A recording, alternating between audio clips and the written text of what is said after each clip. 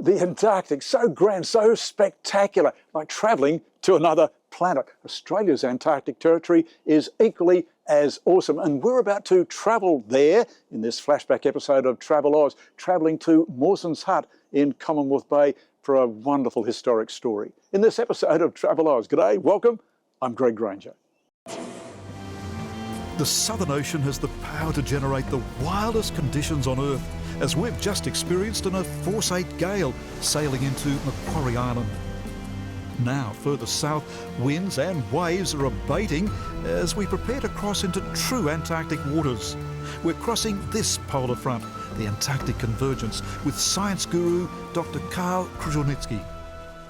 Cold southern waters, they're diving underneath. They're diving underneath the warmer waters, forcing them to the surface, and they're just full of nutrients and oxygen. The nutrients are dead animals and fish poo and bird poo. And so there's this massive, what they call a spring bloom that happens here. And you get this incredible explosion of biomass every spring, and it's starting to happen right now. It is so big that the humpback whales will come from the equator just to feed here for a couple of months. True to form, these freshly stirred waters bring schools of Antarctic herrings to the surface, and out there, hunting for them, we spot orcas, dozens of them. We're witnessing a feeding frenzy that will last for the next hour.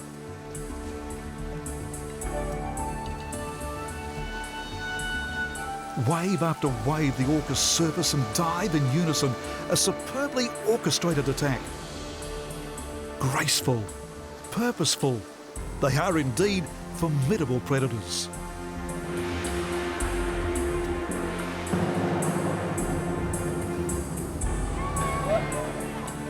It's such a spectacle that every digital camera on board is in operation. Even Captain Jenner, a man who spent his entire life at sea, is busy snapping away. Whole orca families join in the attack. Newborn calves swimming right alongside their mothers. Easily recognised by their bold black and white markings, these orcas are the largest member of the dolphin family. There's an estimated 70,000 of them in these Antarctic waters. Whales armed with strong teeth to tear apart their prey.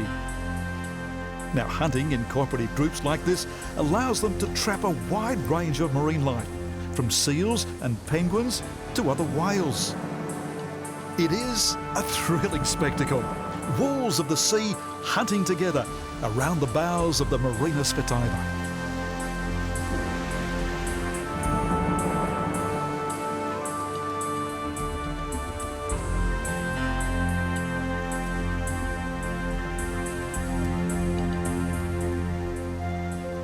Sailing further south, the air chills as we spot our first iceberg.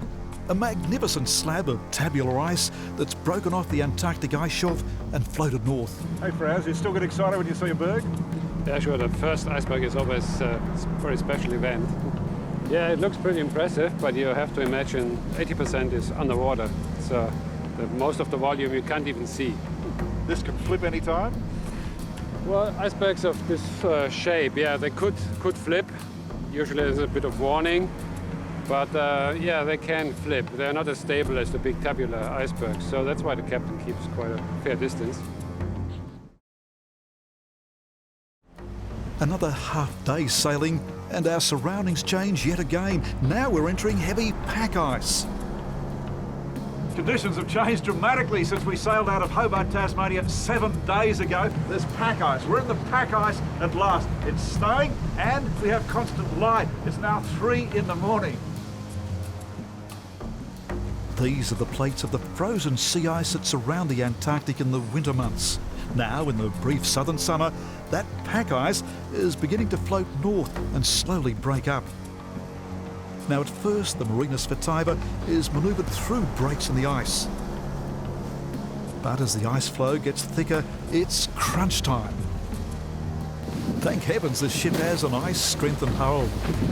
It's a very exciting place because you just don't know what's going to happen. You have to make it up as you go along and watch closely. And you'll see that as we get close into the ice, the mood on the bridge changes, the captain appears, the navigators are more alert, and there's a different tone. It's not tense, but it's much more observant. All around us now, ice formations sculpted by the sunlight. and wind and waves. And then the first of the icebound penguins, adalies that have been hunting at sea and now find refuge on a base of floating ice.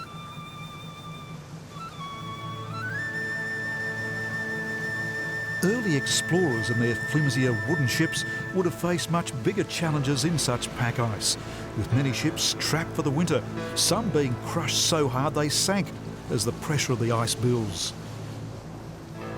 Australia's Antarctic hero, Sir Douglas Mawson, the man whose voyages we're sailing in the wake of, would have faced these same conditions and worse. Retracing his epic voyages of discovery is his great-granddaughter, Emma McEwen, author of a new book that's documented his relationship with the Antarctic. Well, Banzari was 2 oceanographic cruises over the summers of 1929 to 30 and 1930 to 31. And this expedition was partly in connection with the earlier expedition of 1911 to 14. And Mawson proclaimed a lot of the territory that he had first sighted and explored. He was a great pioneer. And we wouldn't have the interest and the claim to the territory that we have now without him. Our first stop will be Mawson's hut, with Dr. Chris Henderson, one of a team we're dropping off to help restore and preserve these historic buildings. One of Chris's tasks will be to try to find the remains of an aircraft left by the original Mawson expedition. We have an idea roughly where the plane is. It's in an area about the size of your average suburban home. It's been photographed there. We know that between 2 photographs about 15 years apart it hasn't shifted, it's just sunk in the ice. So the chances are that it's still there. And the thing's about 6 metres long and we haven't got any equipment or plans to dig it out. What we will do probably is, we've got a metal detector with us, so if we can find out how deep the object is, just to confirm it's metal, dig a trench down near the object if it's not too deep, put the metal detector in and say, yes, we've got something there, it's about the right size and it's made of metal, so that confirms it. Another day sailing and there at last is our target, the Antarctic continent. We've navigated successfully through thick pack ice to reach Commonwealth Bay. Its high ice cliffs only very occasionally broken by rocky headlands, like Cape Denison. Mawson and his party erected a series of huts and survived 2 bitter winters right here. Our attempts to get ashore will be difficult. High winds will prevent a landing for 3 more days. So powerful are the furious katabatic winds that blast this coast that Douglas Mawson named it the home of the blizzard. It is indeed the windiest coastal place on Earth.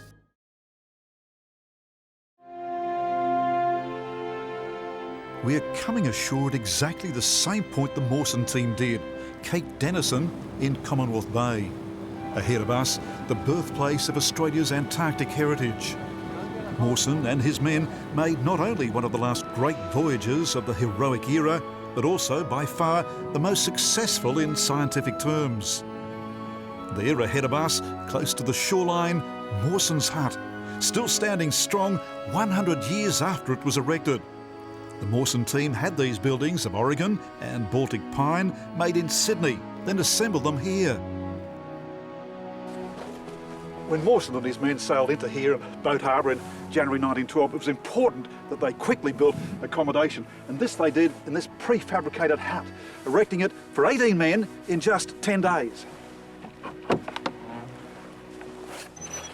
What a special experience it is to step inside Mawson's hut. Untouched, frozen in ice and in time, is the living and working quarters of the Mawson men. Ice has begun to build up on the floor, but otherwise the building and its contents are almost exactly as they were left 100 years ago. This all gives a very clear idea of how life was for Mawson and his men for the 2 years they spent here. Showing us the finer details of Mawson's hut today is the archaeologist Dr. Estelle Laser. Estelle, such a confined space for 18 men to live and sleep. They slept around the walls and they ate here and worked here. Yes, it's a really small space when you consider that they had huge amounts of clothing, all their work materials, all their cooking materials, so it would have been incredibly cramped. They would have slept round the walls. The bunks are all around the walls around us, 18 bunks. Yes, and they also had their lighting system was acetylene, so they would have had tubing everywhere. It would have been just astonishingly packed space. And it's a museum. They've left things behind, little artefacts all over the shelves here. Yes, they left quite a great deal of material behind. And all this food here, brought by the second consignment from Captain Davis. The number of men in the hut reduced quite dramatically from 18 to 7 in the second year. Well, they remodelled a few of the bunks and turned them into storage areas, so they didn't have to go outside in the cold to get provisions all the time. And for such a relatively small room, and even tinier room, the dark room for the photographer, Frank Hurley. Yes, it's like a little broom cupboard. It's amazing that he was able to work in there at all. But he didn't just do photography there. They actually designed entertainments for the other men, which are of course very important for morale in the long winter. And he made movies. Yes, he did. That was one of the most important contributions he made. He made a film which is now known as Home of the Blizzard, and it's an iconic film which gives us a very good indication of how they lived and worked in this incredibly difficult environment. Mawson's own room, his own inner sanctum. Yes, unlike all the other men, he had his own separate cubicle, so he had a little space to himself, but he could still look out and keep an eye on the men. Bunk here. He did, and a little chair, and Shelves all around. and pictures on the wall, so they're like drawing room prints to colour up the room. Some of them are quite well known. There's an 18th century painting, Fragonard's Girl on a Swing there. He did have a picture of Paquita, but his fiancée, but that was really important to him. He brought that back home with him. The bunks that line Mawson's hut include those of Dr. Xavier Mertz and Lieutenant Belgrave Ninnis, the two men who died on a sledging journey, leaving Mawson to walk for a month, starving and alone. He lived on the flesh of his sledge dogs, making his way back to Cape Denison, only to see his ship departing in the distance. Visiting the hut for the first time in her life is Mawson's great-granddaughter, Emma McEwen. Emma is the first woman in the Mawson family to visit the hut. I was taken by surprise. I felt even more emotional about the whole experience than I expected. It's kind of strange doing it this way around, in a way. It would have been easier if I'd seen it before writing the book. It's strange writing about something that you haven't seen, but it's wonderful now to get a sense of the scale of the hut and get a sense of where everything is in relation to the hut here too at Commonwealth Bay. And going into Mawson's special room, how was that? Well, I felt there was a lot of atmosphere in there really, and yeah, that was amazing. I spent a bit of time just standing in there and just taking it all in. How powerful is the feeling about what you're now seeing? It's indescribable, it really is. I feel very lucky and very relieved to be here because it's a difficult place to get to, and you never know whether you're actually going to make it. So yeah, it's amazing. Mawson's hut is now a historic monument, a vital part of Australia's Antarctic heritage. Preserving it has become crucial to ensuring it stands another 100 years and beyond. A formidable task, given that the strongest coastal winds in the world batter the building most of the year. Katabatic winds so ferocious that Douglas Mawson called this the home of the blizzard. The job of preservation has been entrusted to the Mawson Hut's Foundation, who've sent a team down on our vessel to spend the next 6 weeks working on restoration projects here. Team leader is Ian Godfrey. So Ian, why has Mawson's hut lasted so long? Well, the timbers themselves, although they're a softwood, have been substantially protected during the season when the winds are at their wildest and most snow and ice has been blown around, because as you can see by the amount of build-up around it now, the snow builds up and so then the timber itself doesn't get blasted. But often the roof didn't get built, didn't get that protection, and so as a result, that suffered the most damage. So it's been blasted by the snow and the wind and just weathered over 100 years to almost paper thinness. Yeah, now. exactly. And that was the reason we had to overclad the roof. Ian, finally, let's sum up Mawson's hut. What does it mean to Australia? Well, it probably means different things to different people, but if for anyone that's got a knowledge of history and the significance of the work that Mawson and his team undertook down here, it's an incredibly important, iconic object. It's a symbol of the science that was undertaken there. It also represents more than just that. I mean, it was the efforts of Mawson and all of his men, the sacrifices made by Mertz and Ninnis, who are dying on that sledging trek. It's a monument to those early days of Antarctic exploration.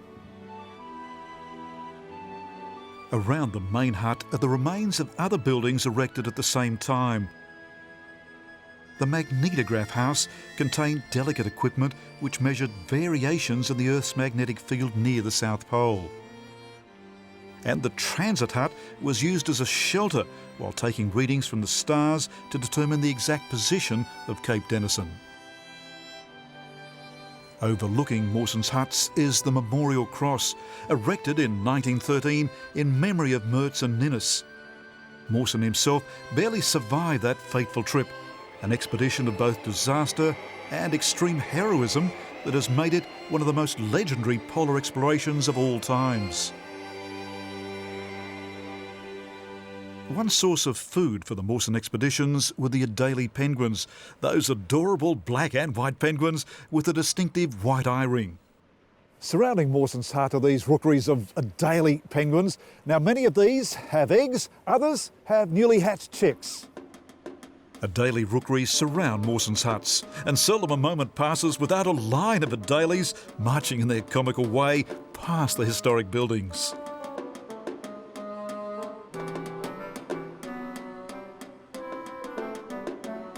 At this stage of their breeding cycle, early summer, parents are sitting on both eggs and freshly hatched chicks. There are an estimated 2.5 million breeding pairs of Adelies across the Antarctic, with breeding taking place right now in summer. Feeding time is always a spectacle. This parent has caught and eaten small fish and crustaceans and is now regurgitating them, a long sticky gob stretching from mother to chick. Squabbles are common in the Adelie kingdom.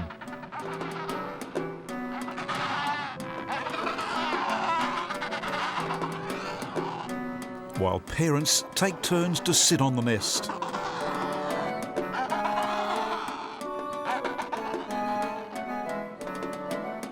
Stealing stones to build a nest is common, with an endless procession of Adelies marching from their neighbour's nest back to their own.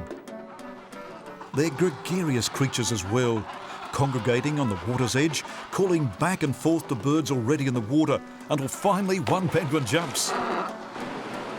Then it's follow the leader as they all march over the edge into the icy water where they'll hunt.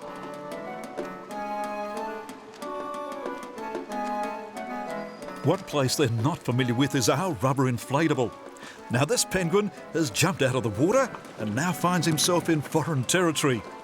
Best to get back into the water quick smart.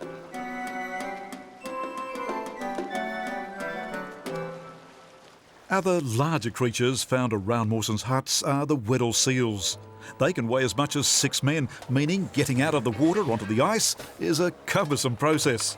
The Weddells are the most southerly breeding of all mammals. With this environment around Mawson's huts, the coastal fast ice, their preferred resting grounds. It's estimated there are more than 1 million Weddell seals around the Antarctic continent. Their big, appealing eyes winning you over as they slumber through the brief Antarctic summer. In the land of the midnight sun, the sun so low on the horizon, it casts an ethereal shadow of our ship across a giant iceberg. We're exploring Australia's Antarctic territory with Aurora Expeditions, having already dropped a team of restorers off at Mawson's hut. Australia's Antarctic hero, Sir Douglas Mawson, claimed 42% of the Antarctic in the name of Australia, and today we're sailing east of the hut in his wake. We're en route to a glacier named in honour of Xavier Mertz, a Swiss national who died accompanying Mawson in an expedition here in 1913. The Mertz Glacier is indeed an impressive formation, a massive tongue of ice that protrudes way out into the Southern Ocean. As I learn, it's not grounded, but in fact floats on the ocean. It's also heavily crevassed, meaning we need to take great care when we explore it by foot later. Sailing with us today is Sir Douglas Mawson's great-granddaughter, Emma McEwen. Well, this glacier was named after Xavier Mertz, who was on Mawson's Australasian Antarctic expedition of 1911 to 14, and he died just near this glacier, which Mawson subsequently named after his death. It's a very dangerous glacier. It's more than 70 kilometres long and more than 30 kilometres wide, and very heavily crevassed. And Mawson, Mertz and Ninnis had to cross this glacier and the Ninnis Glacier, named after Belgrave Ninnis, who also died on that sledging journey, which is sort of just next door to the Mertz Glacier. They had to cross both these glaciers on their way out, on the outward bound journey, and Mawson had to cross both on the way back as well. Today, the Mertz Glacier is turning on its most spectacular face. There's a distinct lack of pollution in the Antarctic, meaning the skies are clear and vivid blue, offset by ice formations that are blindingly white. It's sobering to note just how slowly life moves down here.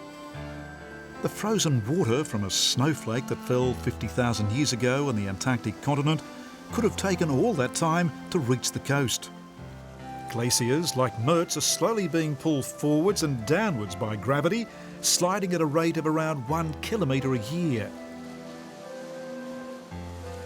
Such a visual treat is captured on canvas by the highly regarded contemporary artist Angus MacDonald.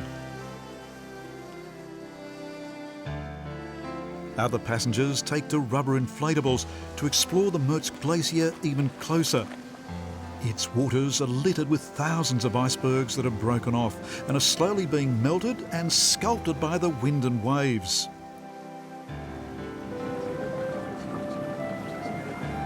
One berg we find is adorned with dozens of icicles, and I just have to take a sample. Towering over and around us are the ice cliffs, often standing up to 30 metres high. Such high, sheer walls are a formidable barrier, meaning to get up on top of the glacier, we need to transfer to one of the 2 helicopters on board the Marina Svetaiva. There follows a superb flight. Below us, the sea ice that formed last winter is now beginning to break up, creating a beautiful and extensive patchwork pattern.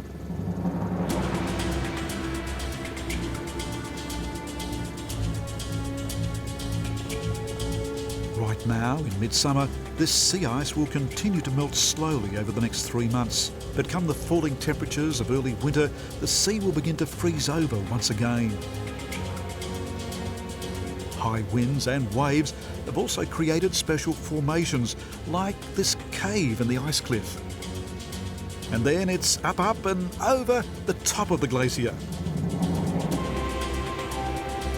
It's on this flight I learned that this glacier has been advancing without calving for some 80 years. Certainly today, we spot the imminent breakup of the leading edge of the Mertz Glacier. A massive chasm developing that will eventually lead to a total separation.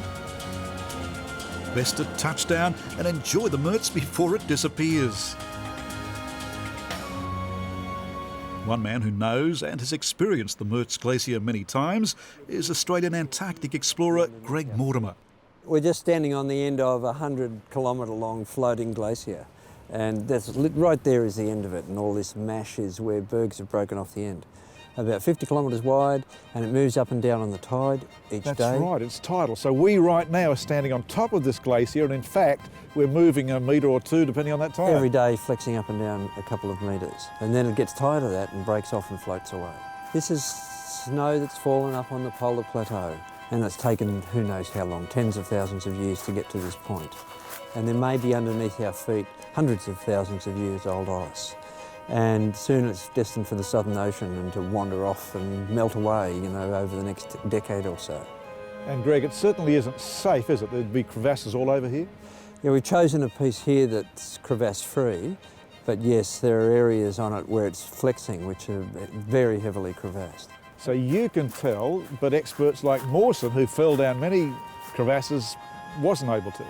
Yeah, the advantage we've got is we've been able to look from the air, and secondly, we've got a beautiful day. We're not fighting a blizzard. We're not dealing with 60-knot winds and minus 30 degrees at the same time. And we've just come from a nice lunch. From the top of the glacier, time to rejoin the helicopter. This time, we'll be flying way inland over the Antarctic continent. What we'll be searching for is an outcrop of rock that's been named Madigan's Nunatak. This was where the Mawson expedition left a food dump, and we're about to find both the exposed rock and the food dump 100 years after it was left. It is a significant and historic find, as archaeologist Estelle Laser is proud to inform me. So Estelle, what an historic flight we're making today. We're going to take off from the ship on a helicopter, fly out over the ocean onto the Antarctic continent and head deep inland. Yes, we're taking the easy route to Madigan's Nunatak, which was one of the major landmarks that Mawson's party used because it's an outcrop of rock, well, it's actually the top of a mountain that just sticks up out of the land ice. Now there's the outcrop of rock, and I'm able to walk right up to the top of it, and there I'm finding a tin, a kerosene tin. This is quite historic. First time this has been seen, I believe, in a long time. Yes, Mawson wrote about this being used as a depot for food, but one didn't expect to actually see it. So there's a can that they established, and there's a kerosene tin, and inside there look like there are at least 3 calico bags. It's of huge archaeological significance because we have archaeological material here, so this extends the boundaries of where we have an archaeological site for the Australasian Antarctic expedition of 1911 to 14. Well, what about that can? Totally unprotected, no memorial. And the story of Sir Douglas Mawson, well, absolutely fascinating. Great piece of Australian history. Hope you've enjoyed this episode of Australia's Antarctic Territory. I'm Greg Granger. Happy travels.